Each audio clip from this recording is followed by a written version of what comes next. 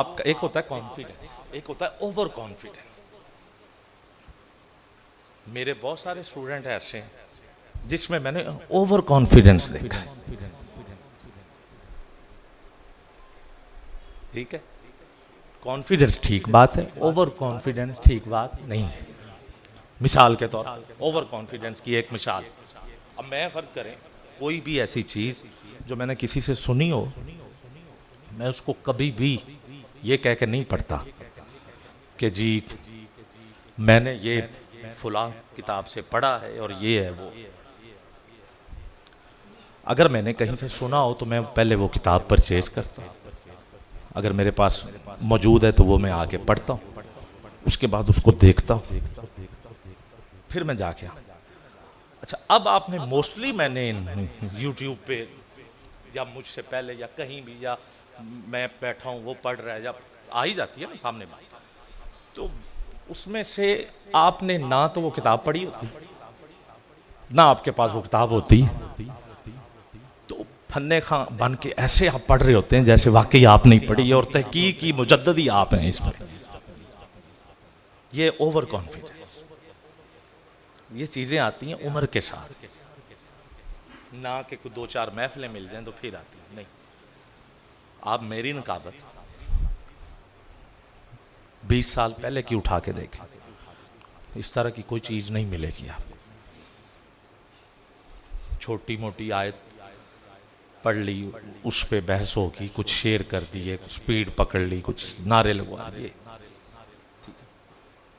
25 साल के बाद मैं इस स्टेज पे पहुंचा, ठीक है ना, पता भी होता है। अब आप लोगों को उलमा जो डांटते हैं, जो आपको तनकीद की नज़र से देखते हैं, उनकी वजह ये है कि उनको पता है कि यार ये बंदा कॉपी भी कर रहा है और बिला वजह उसको अपने ऊपर मुसल्लत भी कर रहा है और हवाले दे रहा है, जी मैंने ये, जी मैं यहाँ से लेके कर रहा हूँ, मैं यहाँ से लेके कर रहा हूँ, ठीक है। तो लिहाजा अगर आपने नकल करनी है, हा? तो उसके लिए भी कुछ लफ्ज़ों का चुनाव ठीक करें, ठीक है। मिसाल के तौर पर कई दफ़ा होता है नात खान हज़रात, और वो गुफ्तगू करते हुए ये कह देते हैं कि मैंने जो उलमा से सुना है कि दुरूद पाक पढ़ें तो बरकतें मिलती हैं, तो सारे मिल के पढ़ें, होता है ना ऐसा। अच्छा, अब उसमें देखें कितनी सच्चाई है कि नहीं, सच्चाई है, उसकी मासूमियत है कि यार ठीक कह रहा है बंदा उस, हाँ।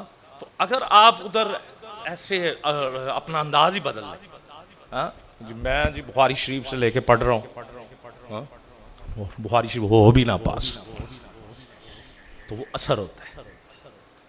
तो लिहाजा आप लोगों ने लफ्ज़ों का चुनाव इस तरीके से करना है कि जिससे पता चल जाए कि यार ये वाकई। उसके बाद कलाम का चुनाव, उलमा क्यों कहते हैं कि आला हज़रत का कलाम पढ़ो, कहते हैं क्योंकि उनसे पहले आप कुछ ऐसे शुअरा के कलाम पढ़ चुके होते हैं जिनमें आपको गलतियां नजर नहीं आती, मगर उसमें होती हैं, उसमें टेक्निकल बातें होती हैं। आप किसी बड़े शायर को भी ना, मैं क्योंकि आला हज़रत का वो कलाम है कि जिन्होंने एक एक लफ्ज, एक एक हर्फ, आयत, अहदीस जरा बराबर भी आगे पीछे नहीं हुए,